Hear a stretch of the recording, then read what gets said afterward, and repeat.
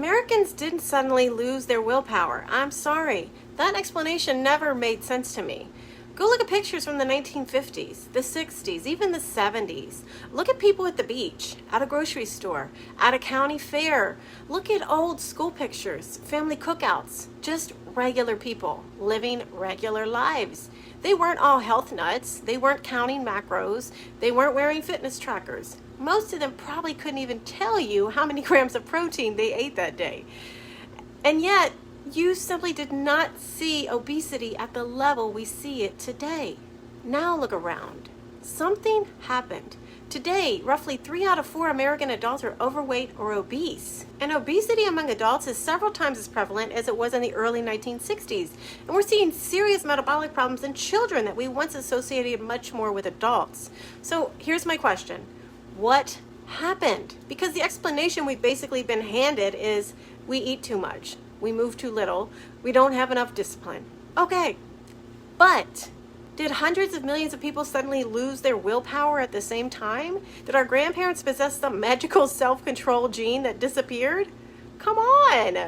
And here's what really doesn't add up to me. People today are obsessed with health. We have gyms everywhere, diet apps, protein shakes, wearable devices, weight loss medications, meal plans, nutrition influencers, thousands of diet books. We know the calories in everything. People are fasting, going keto, going carnivore, going vegan, counting points, counting carbs, counting steps, counting every darn thing. And somehow we've continued getting metabolically sicker. That should make us curious, because maybe the question isn't what's wrong with us. Maybe the question is what happened to us? What changed between those old photographs and us? Because something did. Our food supply changed. The amount of ultra-processed food we eat changed. The chemicals we're exposed to changed. Our environment changed. Our sleep changed. Our stress changed. Our movement changed. Even the nutrient composition of what we're eating has changed. And none of those things happen in isolation. Your body lives inside that environment every single day.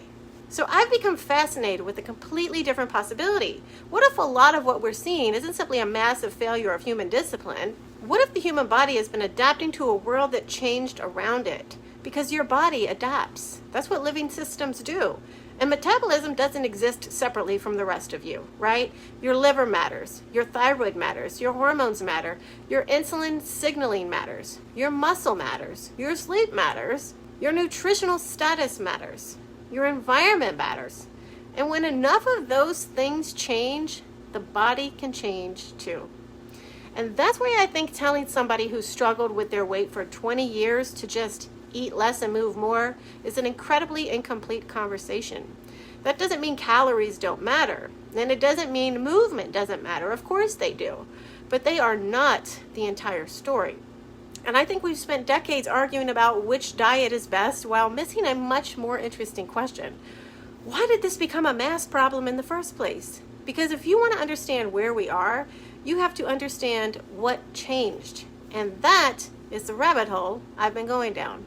Food, minerals, environmental exposures, metabolic health, the liver, the thyroid, hormones, all of it. And the deeper I go, the more convinced I become that this story is much bigger than people need more willpower.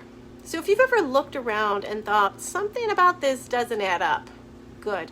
Because apparently we're about to start asking why together.